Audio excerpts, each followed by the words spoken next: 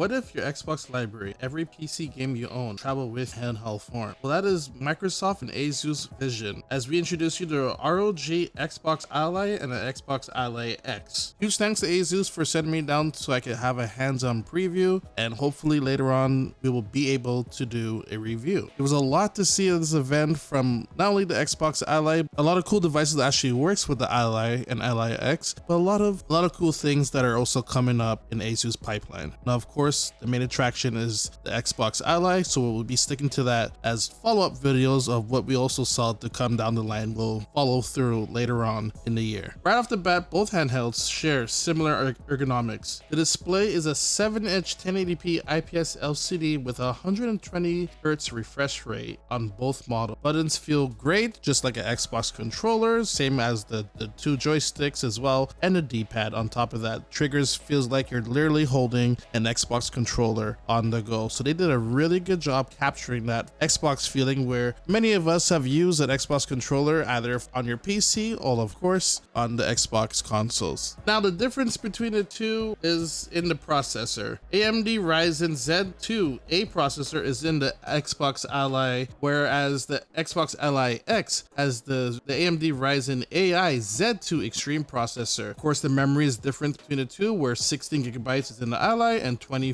is in the Ally X. And then storage is also different as well, as your storage is 512GB M.2 SSD, and in the Ally X it is a 1TB M.2. Once again, the display is a nice 7-inch 1080p IPS 500 nits 16:9 ratio, 120Hz refresh rate. It has AMD FreeSync Premium VRR support. In the Ally, there's two USB 3.2 Gen 2 Type-C with a display port of 1.4, power delivery 3.0, one XUHS-2 micro SD card reader that supports SD, SDXC, and SDHC, and of course one 3.5mm combo audio jack. Whereas the Ally X has one USB 4 Type-C with a display 2.1 and power delivery 3.0, Thunderbolt 4 capability, one USB 3.2 Gen 2 Type-C with DisplayPort 2.1, power delivery 3.0, the one UHS-2 micro SD card reader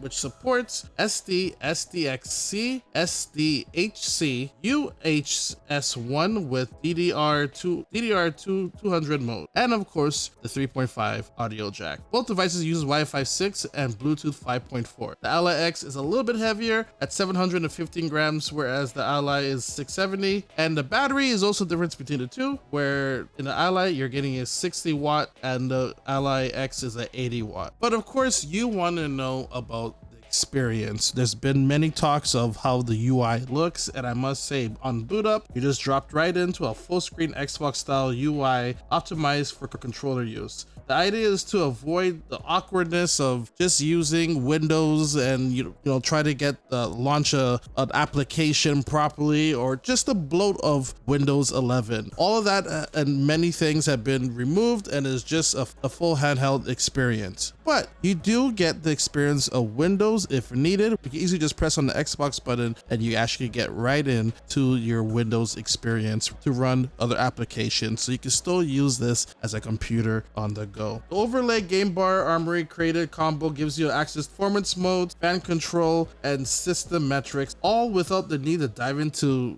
deep settings and getting lost into your settings just to find how much FPS is running on this handheld. Now, I did find load times have been very interesting with my experience, where if I had loaded a game, it would take a very long time. Now, I would like to also say that this is not a full deep review, where I don't have my hands on my own unit myself. I was at a media event, so many things could come into factor where maybe someone was dabbling in with different settings and I may have got using it right after. Maybe someone left additional games on, because yes, you can leave two games up and running. Don't know why you want to do that, but you can. It'll actually give you a warning if you want to launch another game, like, hey, would you like to close this game before launching this one, or for some reason you want to leave both games running, you can do that on top of that.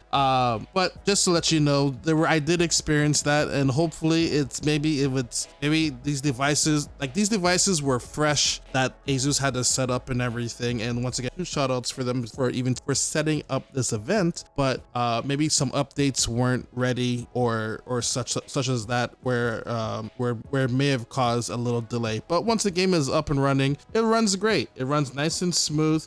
Switching or connecting to your game bar or any different settings, or just switching to your Xbox library, it works great. Go into different settings to optimize for faster FPS by lowering the settings, maybe adding on FSR mode if you wanted to, DLSS if you wanted to. You can experiment anyway, because once again, this is a computer on the go. So it's kind of neat to be in this stage of gaming where you could literally have not only your Epic game, you can have Steam, you can have Ubisoft Connect, GOG, your Xbox PC experience, but not only Xbox PC experience, you also have your Xbox console, where you could also streamline your games with the cloud. It's going to be very interesting, the recent price hike with Xbox, how they're going to counteract with that, because you do need Game Pass to play cloud gaming. I don't know if they're going to make cloud gaming free. There were rumors, and I can't stress enough, rumors of Xbox cloud gaming that were just throw ads in. That is not an official statement or anything like that. They just look at, maybe it's just testing to see how it is. But as of right now, you do need Game Pass to do cloud gaming. So it's going to be very interesting how that's going to work, where the message to me from Xbox was have your Xbox on the go, and you can't play native Xbox game, like for example NHL. You can't just download that onto this ROG Ally or Ally X. You have to streamline those games. If a game doesn't have a play anywhere feature, what are you going to do about that game? If